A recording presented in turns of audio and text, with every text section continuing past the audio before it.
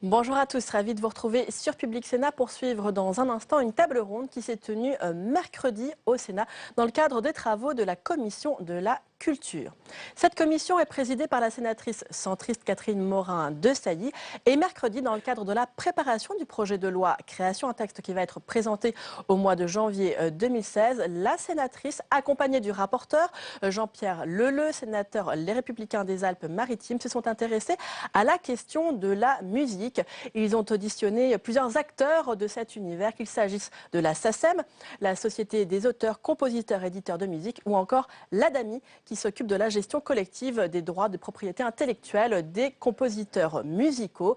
Vous l'avez compris, dans le cadre de ce projet de loi à création, eh bien, on s'intéresse notamment à la mutation du monde de la musique face à l'irruption du numérique avec le peer-to-peer, avec les plateformes de streaming. Comment remettre en place les droits, comment les repartager, notamment entre les diffuseurs et les auteurs. Voilà donc tout de suite retour à cette table ronde qui s'est tenue mercredi au Sénat. L'ADAMI, comme vous l'avez dit, est une société de gestion collective des droits des artistes. J'en suis le président depuis 3 ans et je suis moi-même artiste-interprète depuis une quarantaine d'années, même si j'ai du mal à le croire. Les artistes, quand ils décident de choisir ce métier, le choisissent pour des raisons de liberté en général, liberté d'entreprendre d'ailleurs. Ce qui ne va pas sans un besoin aussi d'égalité, d'équité, tout au moins, de fraternité dans le partage de la valeur, puisqu'il va être question de ça ce matin. Mon intérêt pour la gestion collective vient d'abord du mot collectif. Je pense que c'est un mot, c'est pas une utopie, c'est pas un gros mot, surtout en ce moment, c'est un mot précieux. Et aussi parce que j'ai eu l'occasion, au cours de ces années, de me rendre compte de l'importance des revenus qui étaient des sommes qui venaient de la gestion collective dans les revenus des artistes, à titre personnel et aussi avec mes camarades. L'artiste dans la société est une place particulière, c'est l'ultime interface entre l'œuvre et le public. Peut-être, comme le législateur, il porte quelque chose qui lui est supérieur, qui le dépasse. La preuve, les attentats qui ont eu lieu cette année contre des artistes et leur public. Dans le projet de loi, vous citez 52 fois le mot artiste, ce qui nous laisse beaucoup d'espoir d'une meilleure considération, parce que je dois reconnaître que malgré tout, on parle beaucoup de la filière musicale, mais qu'on a fait appel aux artistes, surtout quand on a besoin d'eux. Il va être beaucoup de questions, je suppose, du streaming ce matin, et c'est au cœur de nos préoccupations en ce qui concerne le partage de la valeur.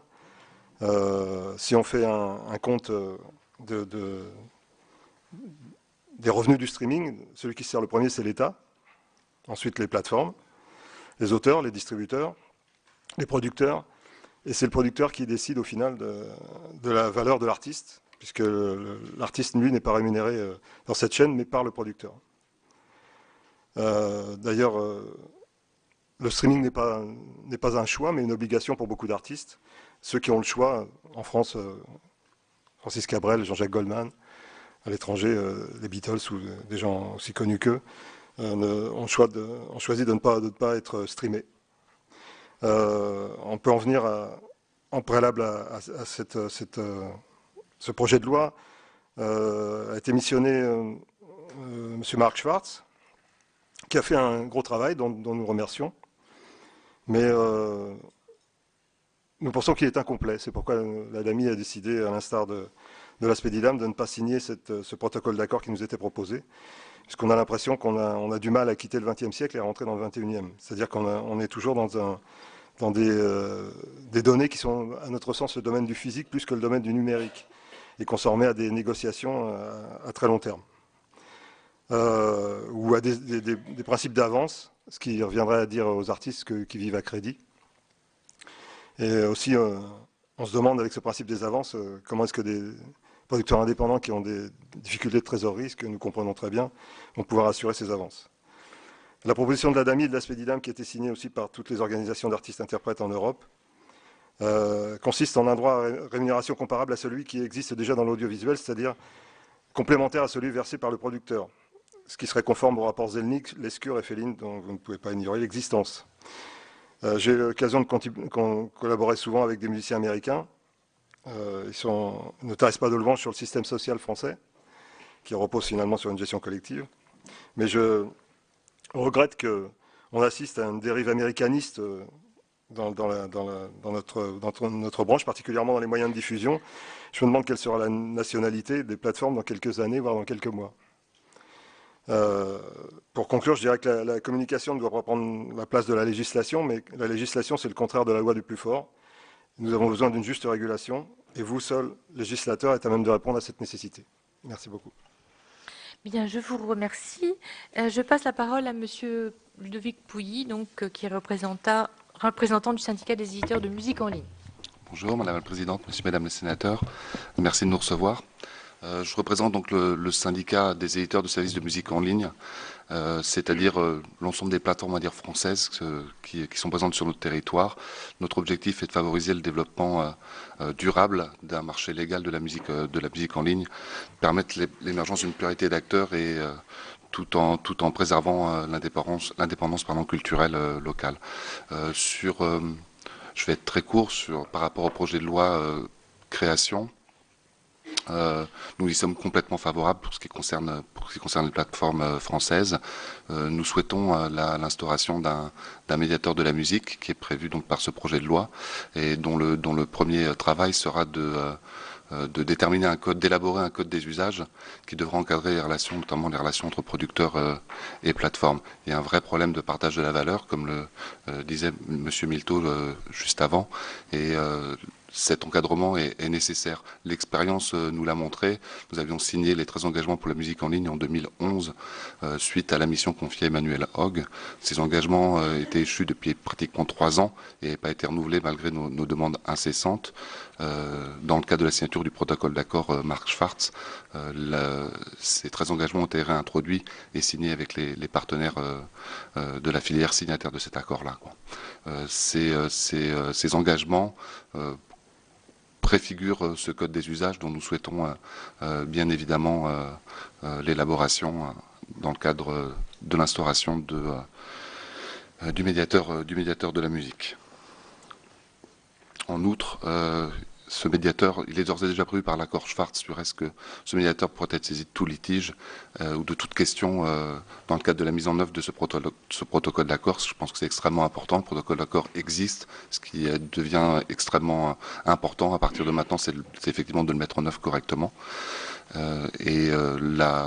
La jurisprudence qui pourrait émaner aussi des litiges traités par ce médiateur nous paraissent extrêmement importants également. Nous n'avons aucune crainte à cet égard-là.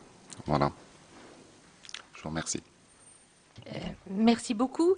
Je passe donc la parole au représentant de la SACEM, Monsieur David El Sayeg. Merci Madame la Présidente. Bien, Madame la Présidente, Messieurs et Madame les sénateurs, moi je voudrais vous parler de copie privée. Pourquoi ? Il n'y a pas de disposition à l'origine dans la proposition de loi concernant la copie privée. Mais vos collègues de l'Assemblée nationale ont introduit certaines mesures qui ont forcément un impact sur le dispositif relatif à la copie privée. Alors je ne vais pas m'étendre sur les mesures qui ont déjà été adoptées, qui sont plutôt bonnes. Je salue notamment l'élargissement des sommes de l'article L321.9, ces fameux 25%, à l'aide à l'éducation artistique et culturelle. Ça va en bon sens. On en a bien besoin aujourd'hui. Mais je voudrais aborder un sujet qui me semble essentiel, qui a été discuté à l'Assemblée nationale, mais qui n'a pas fait l'objet d'un vote d'un article. C'est bien évidemment l'appréhension des nouvelles technologies qui ont trait à la copie privée. Et aujourd'hui, l'état de la technique nous conduit obligatoirement, puisque la technologie avance, à appréhender sur le plan juridique les nouveaux services que l'on appelle plus communément les services dits de cloud computing. Et il y a eu une initiative portée par le député Rogemont suite à un rapport qui faisait suite à un précédent rapport, la mission Lescure, qui elle-même faisait suite à un précédent rapport qui était rendu par le Conseil supérieur de la propriété littéraire artistique en 2012 sur le fait de savoir si l'exception pour copie privée devait s'appliquer à ces nouvelles technologies de cloud computing. Alors je pense qu'il faut être pragmatique. Je pense qu'il faut tenir compte des évolutions techniques. Et malheureusement, aujourd'hui, on a un décalage entre la législation française, qui grosso modo explique que la copie privée ne peut être invoquée uniquement par les particuliers qui ont la garde des matériels leur permettant de réaliser des copies, et l'évolution technologique qui permet de réaliser des copies privées, quand bien même vous n'avez pas la garde technique de ces matériels. Je vais vous donner un exemple très concret. Vous allez sur une plateforme de téléchargement, vous achetez un titre, cet achat relève du droit exclusif, personne ne discute. Personne ne discute. En revanche, aujourd'hui, les plateformes vous offrent la capacité d'avoir des copies subséquentes de ce titre. Pour une raison simple, si vous perdez votre portable ou votre iPad, c'est quand même dommage de perdre toute votre discothèque que vous avez pu stocker sur vos différents réceptacles. Et ça relève de la copie privée. En tout cas, c'est ce qu'on estime devoir relever de la copie privée. Donc il ne s'agit pas de substituer un dispositif de copie privée par rapport à un droit exclusif, mais il s'agit de prendre en considération des usages qui évoluent en fonction des évolutions technologiques. C'est normal. Hein. Souvenez-vous, en 85, les copies privées, c'était la cassette et la bonne vieille VHS. Un jour, les supports numériques sont arrivés, la téléphonie mobile, les iPads, et demain, par exemple, des box avec des disques durs décentralisés vont être commercialisés par les principaux distributeurs de télévision, et on va donc avoir des pratiques qui vont évoluer. Et le législateur, il a toujours forcément un petit temps de retard par rapport aux évolutions techniques, c'est normal. Il doit tout appréhender, et il doit légiférer dans la sérénité. Mais le temps est venu aujourd'hui, suite à ces différents rapports, ça fait quand même 4 ans qu'on discute de ces questions, d'appréhender ces phénomènes. Et je pense que le Sénat, dans sa sagesse, doit absolument légiférer, car si vous ne le faites pas, la technologie va vous rattraper, la jurisprudence de la Cour de justice de l'Union européenne va vous rattraper, et aujourd'hui, moi, ce que je constate, c'est qu'il y a un décalage entre ce qu'était l'interprétation jurisprudentielle du début des années 80 en France et ce que décide la Cour de justice de l'Union européenne. Donc on a besoin de cette clarification. Il ne s'agit pas de rebattre totalement les cartes, de changer fondamentalement la donne, mais on a besoin de cette clarification, et je pense que le Sénat est vraiment l'endroit où on peut réfléchir, on peut légiférer de manière sereine sur des problématiques qui sont très importantes. Hein. Je parlais par exemple des NPVR, ces fameuses box avec disques durs décentralisés. Ce n'est pas du futur, c'est aujourd'hui. Vous avez des sociétés qui commercialisent ces box. Et donc on va devoir se poser cette question et savoir comment appréhender et ne pas freiner d'ailleurs l'évolution technologique. Hein. Le but, il est très clair, il est de l'accompagner, mais aussi de trouver une rémunération pour tous ceux qui travaillent dans la création, aussi bien les producteurs, les auteurs-compositeurs que les artistes-interprètes. Donc c'est un combat commun. Je ne pense pas qu'il y ait de vérité absolue, mais il y a une nécessité de légiférer. Je pense que le travail qui avait été fait par M. Rogemont était un bon travail, parce que c'était un travail équilibré. Il ne s'agissait pas de tout faire basculer dans l'exception pour copie privée. Et moi, je vous redemande de reprendre ce sujet, et on a des propositions, on est prêt à en discuter, on ne détient pas la vérité absolue, mais c'est absolument nécessaire parce que, de toute façon, ces questions se poseront. Et si elles ne se posent pas aux législateurs, elles se poseront à la commission L311-5 qui est en charge de l'élaboration des barèmes. Et pour que cette commission puisse bien travailler, il est nécessaire que le cadre législatif soit clair. Sinon, on va repartir dans des contentieux qui vont durer une dizaine d'années, et il y aura un transfert de pouvoir, parce que si le législateur français ne prend pas ses responsabilités, le législateur européen le fera, et prendra des décisions, ou la Commission européenne le fera. Il y a déjà eu un rapport d'initiative en matière de copie privée au niveau du Parlement européen. La Commission européenne, dans son dernier document, aborde le sujet.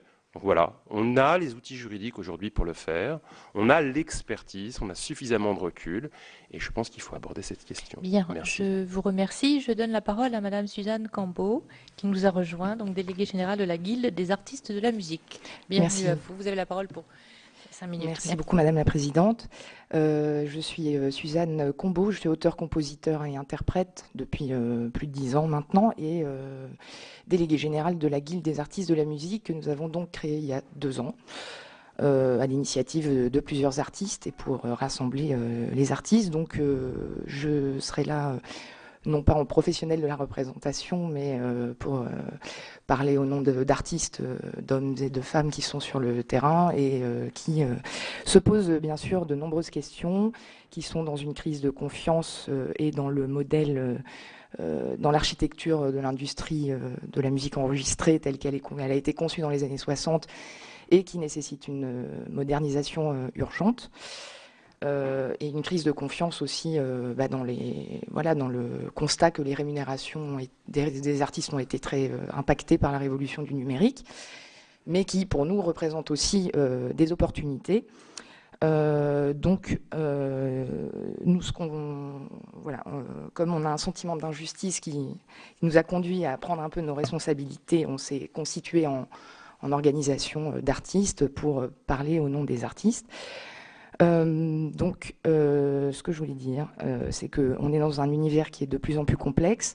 On est passé d'une économie de l'achat à l'acte à une économie de l'accès, évidemment. Ça constitue pour les artistes ce que David Byrne a appelé la boîte noire de l'industrie du disque. Donc pour l'artiste, nous, on a réfléchi à des choses assez simples qui puissent lui assurer à la fois la protection et la confiance et l'encouragement aussi. On a pensé à des piliers qui ont nourri notre position dans la médiation menée par Marc Schwartz, mais également dans nos propositions d'amendement à la loi, qui peuvent, selon nous, dynamiser les rapports entre les acteurs qui constituent la filière de la musique et qui peuvent respecter la création et ses créateurs, ainsi que notre public.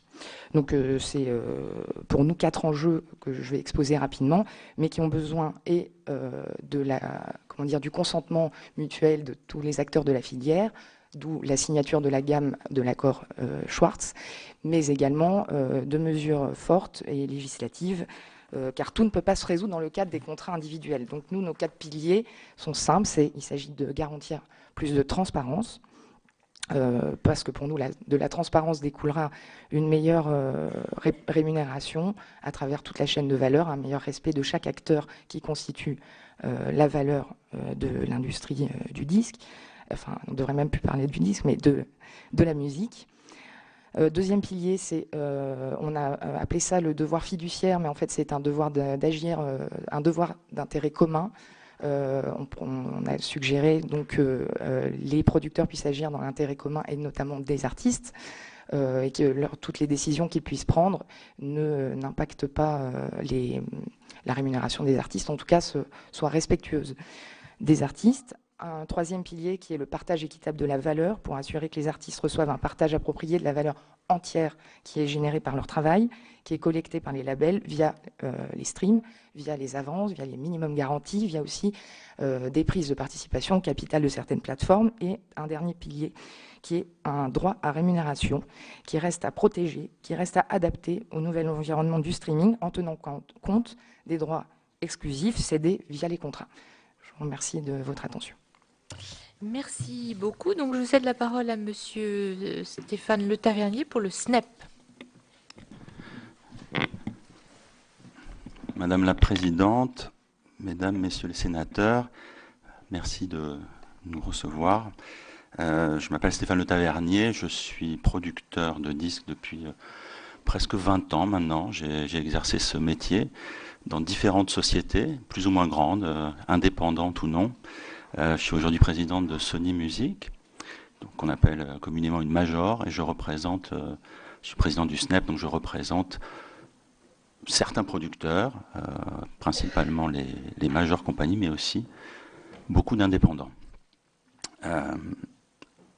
Ça fait donc 20 ans que je produis des disques, et ça fait donc 20 ans que je travaille avec des artistes au quotidien, des artistes très connus, que je pense tout le monde connaît ici, d'autres moins connus et d'autres que vous ne connaissez pas encore, parce que le travail de producteur consiste non seulement à travailler sur l'enregistrement et la création artistique, mais également à accompagner les artistes dans la construction de leur carrière et tout au long de leur carrière. Puisqu'on est ici pour parler de ce projet de loi, je pense qu'il est important de le resituer dans son contexte. Et comme je n'aurai qu'à 3 minutes, et qu'en 3 minutes je ne pourrai pas vous résumer 10 années, je vais essayer de faire bref. On est aujourd'hui, au moment où on discute de ce projet de loi, dans une époque où la musique n'a jamais été aussi exposée, n'a jamais été aussi accessible et n'a jamais été aussi écoutée par un nombre très très important de personnes, plus important que jamais. Et pourtant, depuis 10 ans, les revenus que génère cette création ont baissé de 65%. 65% des revenus, donc, ont disparu au moment même où, de manière inverse, s'accroissait, on va appeler ça la consommation ou l'écoute de la musique. Alors, qu'est-ce qui s'est passé pendant ces 10 ans? Évidemment, c'est on va appeler ça le raz-de-marée Internet. On n'est pas resté pendant 10 ans à contempler nos revenus baisser. On a activement travaillé à préserver notre métier. Nous l'avons fait déjà en essayant de lutter contre l'usage illégal de la musique qui a prévalu au début de ces 10 dernières années, et puis après très rapidement à la création d'une offre légale. Ludovic Pouilly a parlé représente les plateformes de stream. Il représente une plateforme française qui s'appelle Deezer. Il y en a d'autres dans le monde. Aujourd'hui, on a une offre qui est réelle, qui est diversifiée, et nous avons plus de 35 millions de titres accessibles en offre légale. Alors au moment où on parle de... La raison pour laquelle on parle autant de streaming et autant de la musique aujourd'hui, c'est parce que je crois que l'usage, ce nouvel usage qui nous est imposé par Internet, devient concret. Il devient concret pour nous les producteurs, il devient concret pour les artistes, puisque les revenus de streaming, même si ils sont moins importants qu'avant, je vous rappelle, on a perdu 65% de la valeur, mais ils deviennent une partie importante et vont devenir de plus en plus importants dans la répartition des revenus des artistes. Ils deviennent importants pour les médias qui en parlent, ils deviennent importants pour le public et ils deviennent importants pour vous, politiques. Je pense qu'il est important, et pour nous très important, quand on parle de valeur, par tous les moyens possibles, essayer de retrouver cette valeur qui a été perdue. Les revenus de l'industrie sont les revenus pour les producteurs et pour les artistes, puisque les producteurs répartissent leurs revenus auprès de leurs ayants droit, qui sont les artistes.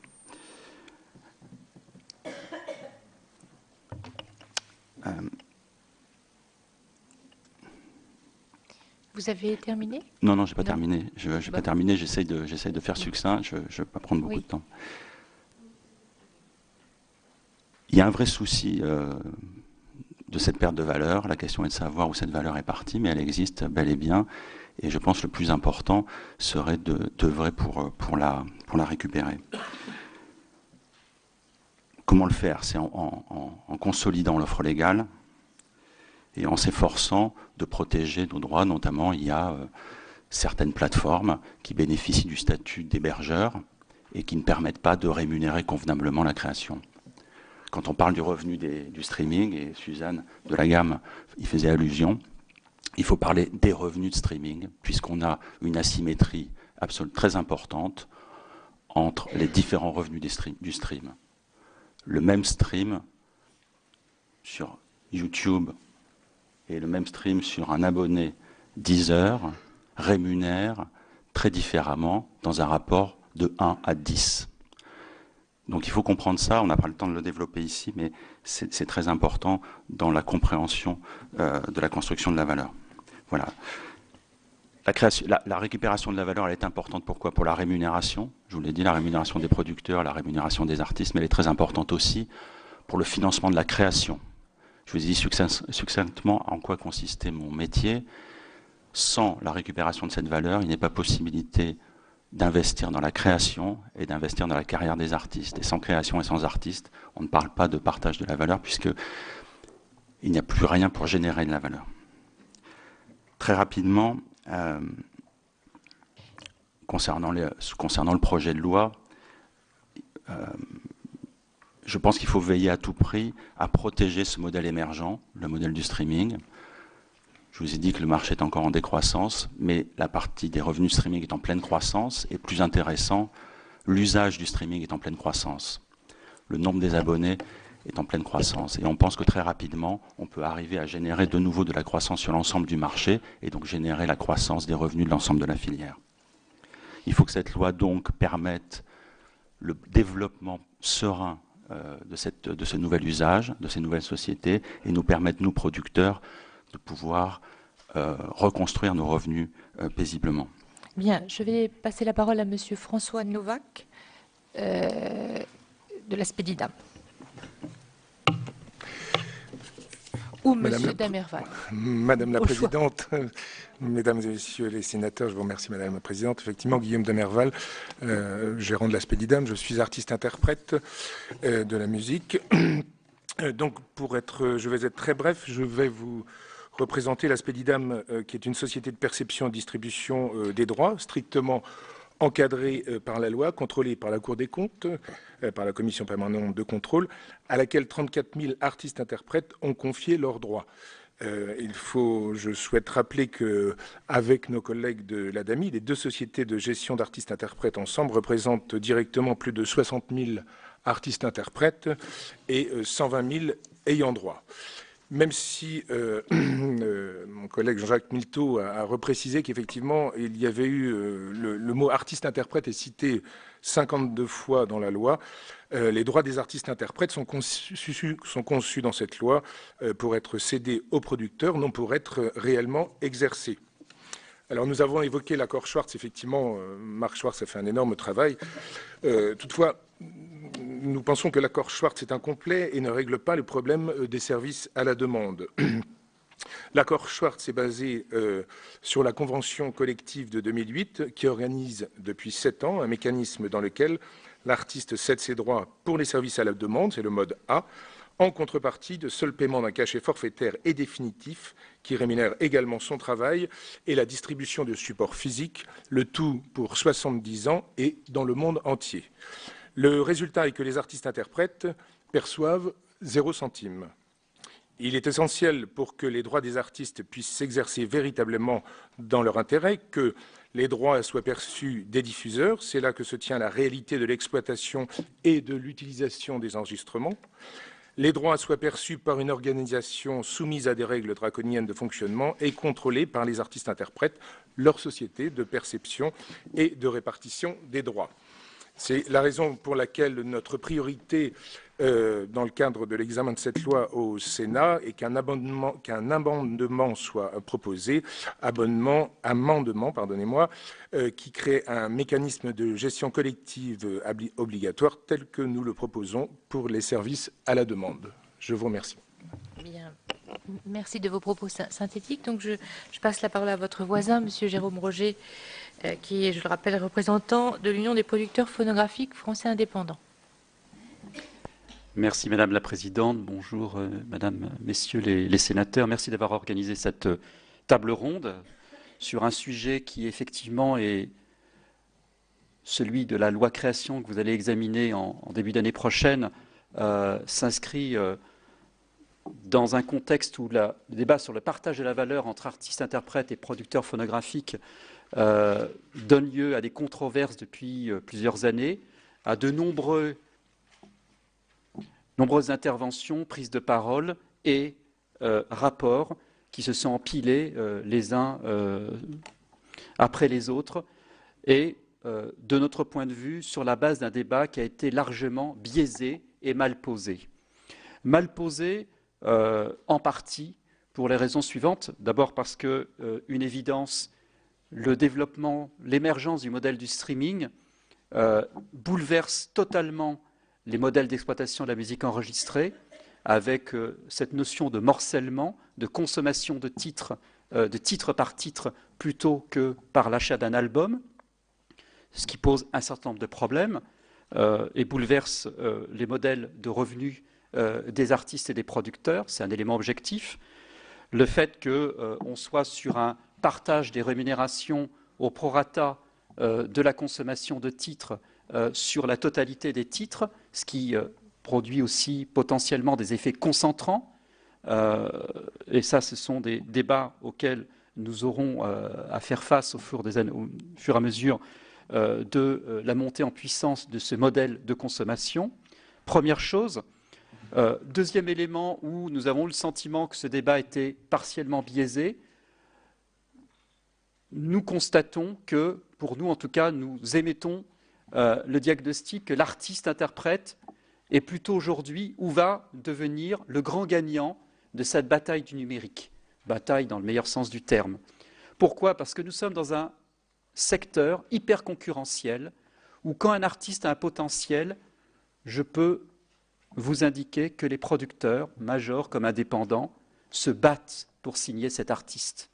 Ils se battent pour le signer aux meilleures conditions possibles, qu'aujourd'hui l'artiste est largement conseillé par des avocats, des managers, des agents. Ça n'est pas une victime. Aujourd'hui, on présente l'artiste comme une victime, comme quelqu'un qui est exploité de façon éhontée par les producteurs. Je peux vous garantir que ça n'est largement pas le cas.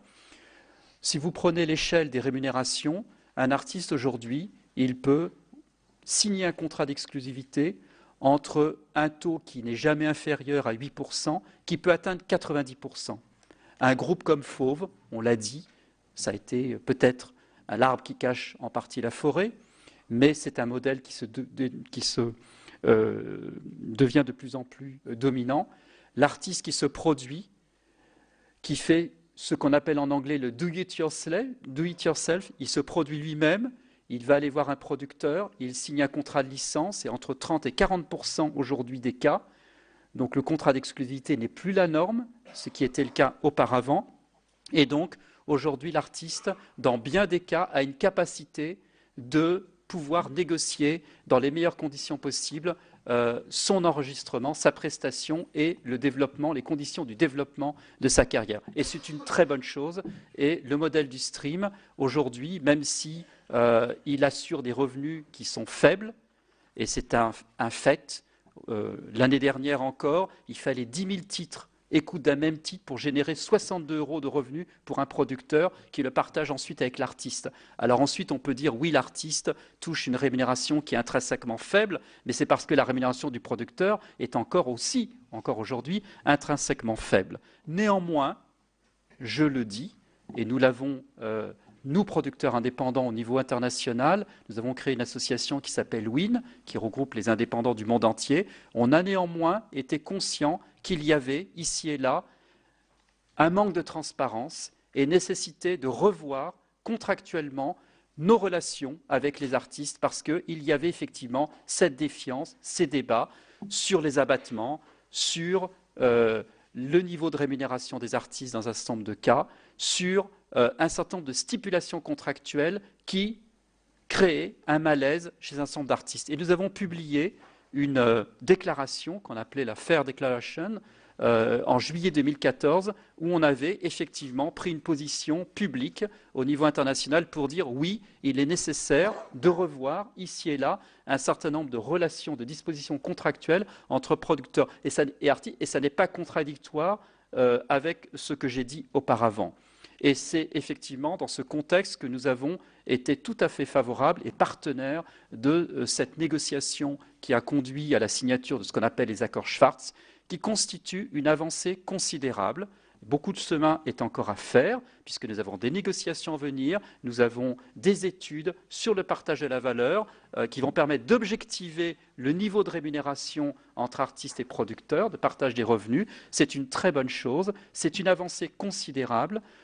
Et je voudrais également ajouter que la convention collective qui vient d'être critiquée par mes collègues de la Spedidam, c'est aussi pour les musiciens une avancée considérable.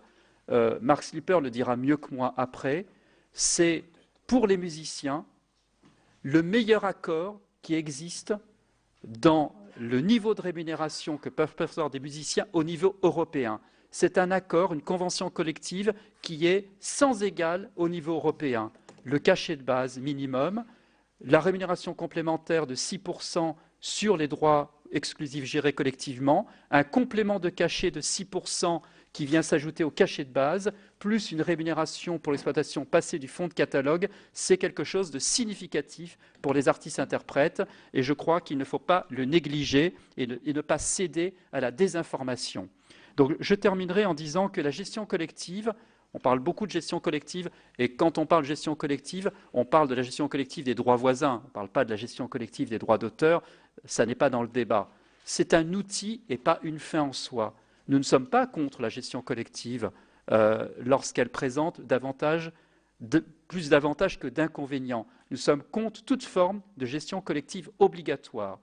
Et je regrette de ce point de vue-là que le gouvernement ait pris l'initiative à l'Assemblée nationale de présenter un amendement qui vous sera soumis et sur lequel on s'est exprimé contre l'extension de la licence légale sur le webcasting. Il n'y a pas d'enjeu économique aujourd'hui, mais c'est symptomatique d'un état d'esprit qui consiste, sans étude d'impact, à considérer que les artistes-interprètes seront mieux rémunérés avec une licence légale qu'avec un droit exclusif. Nous avons démontré le contraire. Malheureusement, nous n'avons pas été entendus. C'est regrettable. J'aurai l'occasion d'informer, de porter à la connaissance des sénateurs un certain nombre d'études qui démontrent que le droit exclusif est mieux rémunérateur pour les artistes, que ce soit des artistes principaux que des musiciens, qu'une licence légale. Voilà, je vous remercie. Oui, merci. Je passe la parole donc à notre dernier intervenant avant les questions, Monsieur Marc Slipper. Madame la Présidente, merci. Bonjour. Mesdames et Messieurs les sénateurs, bonjour. Quelques mots donc sur le volet musique du projet de loi Liberté de création, architecture et patrimoine. Les débats ont porté très fort là sur les amendements introduits à la loi à la suite de la négociation menée par Marc Schwartz, mais le projet de loi avait déjà dans son sein une modification, des modifications importantes du Code de la propriété intellectuelle. Mon organisation avait fait des propositions dans ce sens avec le SFA-CGT, Syndicat français des artistes-interprètes, afin d'encadrer le contrat de l'artiste-interprète par la loi. Un certain nombre de points ont déjà été actés, qui sont pour nous essentiels, et notamment un point qui précise que le contrat de travail le contrat de l'artiste doit encadrer une rémunération distincte pour les exploitations physiques et les exploitations numériques. Et la loi, la modification du Code de la propriété intellectuelle prévoit que le contrat devra préciser la nomenclature des utilisations, les différentes destinations de l'enregistrement. Donc on était sur un texte avec des avancées importantes pour la protection des droits et des intérêts des artistes-interprètes. C'est un premier point. Après, évidemment, il a fallu aller plus loin et donc la mission de Marc Schwartz a été désignée. On a parlé beaucoup de partage de la valeur avant d'entrer dans le vif du sujet rapidement sur cet accord. Je tiens à dire que quand on parle de partage de la valeur, il ne faut pas oublier qu'à la différence du physique aujourd'hui, toute une partie créée par les artistes-interprètes, la production de leur création et la diffusion de leur création dans le numérique est détournée. Toute une partie de la valeur est détournée au profit de ce qu'on appelle les GAFA, Google, Amazon, Facebook, Apple et toutes les industries de tuyaux qui font de la publicité, qui font un chiffre d'affaires international considérable et où les retombées sur l'ensemble de la filière musicale qui est générateur et qui crée cette richesse n'existent pas. Alors on est effectivement dans des problèmes internationaux où les taxations peuvent se faire par rapport à des groupes internationaux. C'est un vrai débat et c'est un vrai sujet qui est parallèle à celui qui nous a intéressés, qui est le partage de la valeur au sein de la filière entre les plateformes, les producteurs et les artistes-interprètes. Effectivement, nous avons eu cette négociation et nous sommes parvenus à la signature de ce protocole. Je dois dire que c'est le seul protocole, comme la convention collective dont on a parlé tout à l'heure, c'est les seuls textes négociés qui existent au niveau international. Pour une fois où, alors qu'on nous dit en France, on ne sait pas négocier, on ne sait pas discuter, on ne sait pas signer des accords, qui représente forcément un compromis. Pour la première fois où on a des textes, des accords qui sont regardés de toute l'Europe et du monde entier, il faudrait les critiquer et y tourner le dos. je tiens à dire que c'est sans état d'âme que nous avons signé ces accords. Pourquoi ces accords sont possibles en France? À la différence des autres pays européens, les artistes-interprètes sont présumés être des salariés. Et cette différence, elle est considérable par rapport à l'ensemble de leurs droits sociaux, la façon dont nous vivons de nos métiers, mais elle est essentielle parce que du coup, le contrat de travail qui est signé entre l'artiste-interprète et son employeur, le producteur, joue un rôle décisif. Et c'est bien l'encadrement par la loi de ce contrat de travail et par la négociation collective qui doit nous permettre d'aller de l'avant. Bien sûr, nous continuons à avoir des désaccords. Je suis en total désaccord avec ce que mon voisin a dit sur le webcasting et le fait qu'on étende la licence légale qu'on n'a pas créée, qui est la rémunération équitable. Nous avons des désaccords. Ce que j'ai dit tout à l'heure sur les rémunérations distinctes pour l'exploitation physique et l'exploitation numérique sont des sujets de débat profond qui traversent la filière. Mais là, nous avons un texte qui ne règle pas tout, qui nous ouvre des portes de débat et d'avenir négociés et discutés. Et je le dis franchement à ceux qui ne l'ont pas signé, la porte reste ouverte. Travaillons ensemble pour garantir tous les points qu'a dit Suzanne tout à l'heure de la gamme, c'est-à-dire la transparence, c'est-à-dire la question des abattements, c'est-à-dire la question de la rémunération équitable, c'est-à-dire la question de la responsabilité du producteur dans l'intérêt commun de l'artiste-interprète.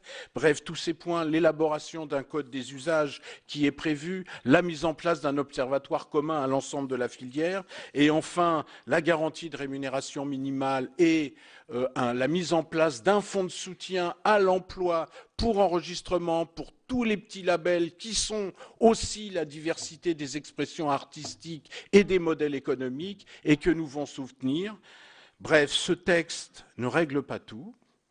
Les amendements dans la loi ne règlent pas tout, mais ils ouvrent des portes de la discussion, de la négociation qui va être dure, qui va être compliquée pour trouver un accord équilibré, parce que tout n'est pas réglé, mais il faut le faire.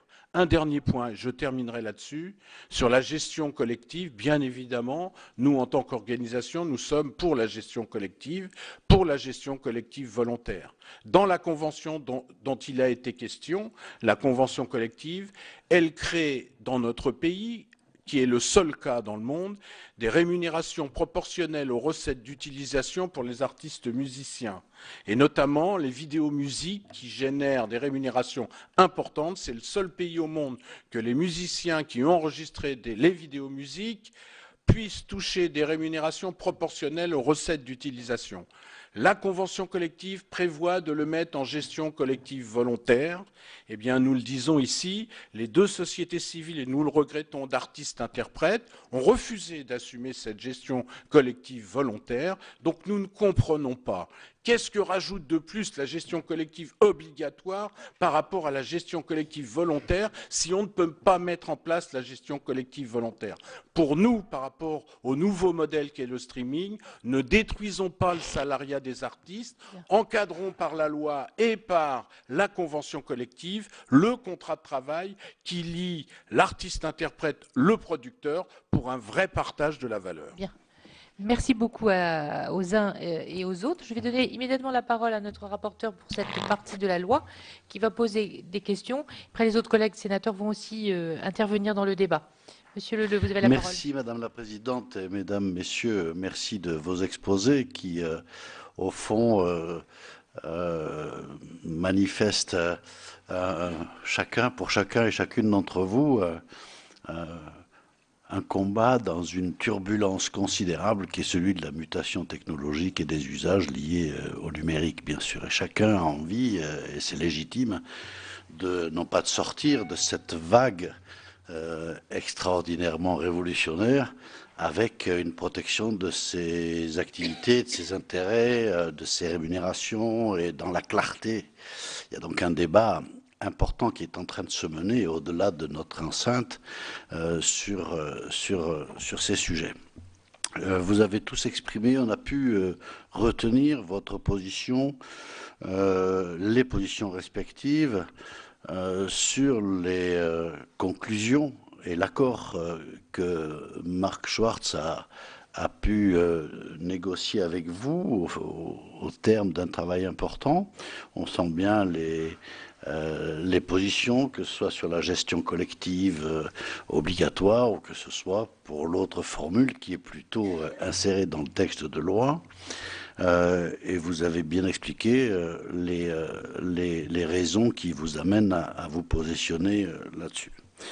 Moi, j'ai deux éléments au-delà de ce que vous avez déjà dit que j'aimerais préciser. Le premier, c'est que l'accord Schwartz, qui prévoit des concepts comme la rémunération minimale, au fond, est un accord pour ensemble trouver un accord. Voilà. Donc ça veut dire qu'il y a encore énormément de travail. Et la loi, c'est ce qu'elle, enfin l'article à ce stade, c'est ce que prévoit la loi. C'est de dire les accords Schwartz, on va les appeler comme ça, sont des accords qui consistent à un engagement pour trouver un accord. On n'en est pas tellement plus loin, sauf que, parce que vous avez quand même dit que c'était une avancée considérable. Donc j'en prends acte. C'est-à-dire que des concepts comme la rémunération minimale sont quand même des choses qui n'existaient pas forcément dans le langage. Et donc tout ça, ce sont effectivement des avancées. Mais alors la question, c'est que vous avez vu que des accords devront être pris. C'est-à-dire que la loi prévoit quand même qu'au terme d'une certaine période, c'est une commission partenariale qui prendrait un certain nombre de décisions. Qu'est-ce que vous pensez de cette façon de dire il faut que les partenaires trouvent un accord, mais s'ils ne trouvent pas, il y a d'autres instances qui vont le faire à leur place. Ça, c'est le premier point. Et le deuxième point, au-delà aussi d'une question qui a concerné la copie privée, il faudra y revenir sans doute ultérieurement, c'est que très peu d'entre vous ont parlé de la création du médiateur de la musique. Moi, la question que je voudrais poser, c'est qu'effectivement, le médiateur de la musique est conceptuellement placé en homothétie ou avec les médiateurs de la musique et du livre, mais il semble qu'ils aient des prérogatives et des missions qui soient beaucoup plus larges. Et là, j'aurais souhaité très rapidement avoir votre avis sur l'extension de ces missions du médiateur de la musique, si tant est que vous en partagez la légitimité, ce qui est un autre sujet, enfin, qui est au cœur du sujet, et donc quelques précisions sur ce médiateur de la musique. Bien, donc sur le médiateur de la musique, qui souhaite répondre? Madame la Présidente, Monsieur le rapporteur, Mesdames et Messieurs les députés, merci. Donc, pour répondre et compléter un tout petit peu Stéphane Le Tavernier, certains d'entre nous, autour de cette table ronde, souhaitent le grand soir. Malheureusement, je ne pense pas qu'il soit arrivé. La DAMI et la Spéidam, qui sont des sociétés de gestion collective, parlent de vouloir créer une taxe qui viendrait frapper directement un des acteurs centraux de notre filière musicale, à savoir les plateformes. Nous ne pensons pas que ce soit opportun. C'est pour ça que nous avons signé, nous, producteurs du SNEP, avec 18 signataires, c'est un accord historique. Il faut quand même savoir qu'on parle d'une situation, il y a encore 3 ans, où la filière musicale était encore complètement balkanisée avec l'échec du CNM, du Centre national de la musique. On a fait un chemin considérable ensemble, on a un accord cadre qui nous permet aujourd'hui de négocier. Alors effectivement, monsieur le sénateur, on va ouvrir des négociations. On est dans un accord cadre qui justement nous donne toute souplesse et toute légitimité à ouvrir des négociations dans le cadre de la convention collective, ce bien vraiment important pour nous tous. Et nous allons avoir des négociations, certes un peu compliquées, mais en tout cas, il me semble que ça correspond à la volonté du gouvernement dans d'autres secteurs. Ça va donner toute sa place au dialogue social. Et ça, c'est le plus important. Et je pense que la convention collective devrait être très prochainement ouverte, puisqu'on a au moins un cycle d'1 an de négociation. On a vu que le gouvernement souhaitait l'encadrer, il y a un amendement qui a été voté là-dessus. Écoutez, c'est ce qu'ils appellent l'encadrement par la loi, ou la négociation encadrée. Nous en prenons acte et nous ferons en sorte de pouvoir négocier avec les partenaires sociaux, qui encore une fois sont les représentants les plus légitimes, au nom qui représentent les artistes et les musiciens, cette négociation. C'est très important de comprendre que ce volet rémunération, nous faisons confiance encore une fois à la négociation plutôt que la loi. J'insiste juste, on parlait de rémunération des artistes, je rejoins totalement les propos de Jérôme Roger de l'UPFI sur le webcasting. Aujourd'hui, il n'y a aucune légitimité. Si vous reprenez les propos de la ministre qui justifie l'amendement sur le webcasting, c'est l'article 6 bis. Il n'y a aucune légitimité à cet amendement. L'argument de la neutralité technologique ne tient pas. Une radio dans l'univers hertzien, ce n'est pas la même chose qu'une radio dans l'univers numérique. Et l'argument selon lequel cela permettrait de rapporter davantage de rémunération aux artistes, c'est faux, puisque ayez bien en tête que le régime de licence légale, vers lequel on basculerait, ce que propose cet amendement, est largement plus favorable aux diffuseurs qu'aux ayants droit.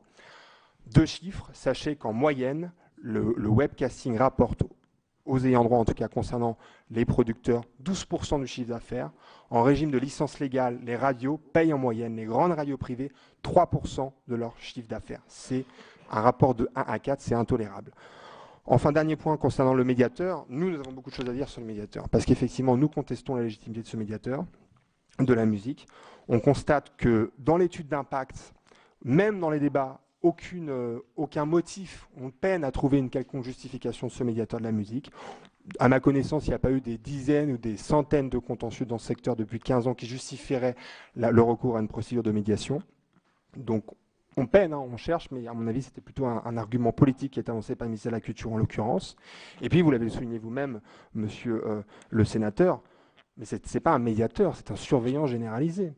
C'est-à-dire que c'est une mise à l'index, une mise sous tutelle de la fonction de la profession de producteur qui est accablée de tous les maux. Alors on constate que si vous le comparez, c'est une très bonne comparaison que vous faites par rapport au cinéma et par rapport au livre, puisque après tout on se dit qu'il y a un médiateur dans le livre et le cinéma, pourquoi pas dans la musique. On se rend compte que ses pouvoirs sont largement étendus. Aujourd'hui, il peut être saisi de tout engagement contractuel. C'est extrêmement intrusif. Et d'ailleurs, il va falloir accepter que les artistes soumettent leur contrat au médiateur. C'est aussi un autre point important. Si vous comparez par exemple le cinéma, c'est uniquement les relations contractuelles entre les défauts d'exploitation quand un exploitant a un problème avec un distributeur. Le médiateur de livre, c'est uniquement sur les questions de prix du livre, que ce soit prix du livre physique ou prix du livre numérique. Et d'autre part, c'est combiné à un mode de saisine qui est extrêmement large. Donc le médiateur, nous n'y sommes pas favorables et nous constatons que ce n'est pas un super médiateur, c'est un surveillant généralisé qui pointe injustement le métier de producteur. Enfin, peut-être juste un dernier mot. On n'a pas parlé des quotas radio. Mais il me semble juste que s'il y a bien... Si je puis me permettre, pourrait-on rester sur la question du médiateur et on va revenir sur ces sujets tout à l'heure? D'accord, très bien. Mais je voulais juste dire, c'est le seul sujet, à mon avis, qui est consensuel. Merci Madame la Présidente. David Elsaïk pour la SACEM. Au sujet du médiateur, je suis assez à l'aise pour en parler, parce qu'au regard des dispositions légales, aujourd'hui la SACEM, en tant que société de gestion collective qui représente les droits d'auteur, n'est pas concernée par ce médiateur. Pour être un peu brutal et rapide, je dirais qu'au mieux, ce médiateur ne servira à rien. Au pire, comme le soulignait Guillaume, et je rejoins parfaitement le SNEP sur ses propos, risque de se transformer en politburo de la musique. Pour nous, ça ne servira à rien. Pourquoi? Parce que quand nous négocions avec une plateforme, cette plateforme a une activité internationale, aussi bien Deezer que YouTube, Apple. Alors allez expliquer à Cupertino, à Mountain View, que dans le cadre de nos négociations, si la plateforme ne veut pas payer les droits d'auteur qu'elle est censée payer, elle risque un jour d'avoir à faire face à un médiateur dans un pays lointain pour elle, qui est la France. Je pense que c'est comme une sorte de pistolet à eau pour menacer ces plateformes. Donc pour nous, l'avantage, il est nul. Et j'y vois plutôt des inconvénients, dans la mesure où il risque, bien évidemment, d'être, à mon sens, les prémices d'un futur tribunal du copyright ou du droit d'auteur. Et ce n'est pas une hypothèse d'école que je soulève.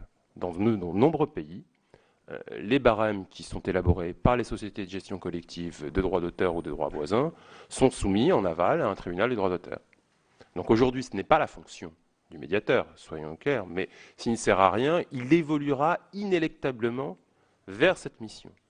Et ce n'est pas non plus une hypothèse d'école, parce que vous le savez, mesdames, messieurs, une directive sur la gestion collective a été adoptée en février 2014, et elle donne à chacun des États membres des pays de l'Union la faculté d'introduire un système équivalent au tribunal arbitral du droit d'auteur. Et donc nous, on y voit un véritable danger si les missions du médiateur étaient modifiées. Par ailleurs, comme il a été souligné, il existe des médiateurs. Mais les médiateurs qui existent dans le domaine respectif du livre et du cinéma n'interviennent pas sur l'économie de ces secteurs d'activité. Dans le domaine du cinéma, la principale mission du médiateur du cinéma, qui est autorité administrative indépendante, contrairement au médiateur de la musique, c'est la diversité. La diversité pour l'exploitation en salle de films cinématographiques. Dans le domaine du livre, c'est exactement la même chose.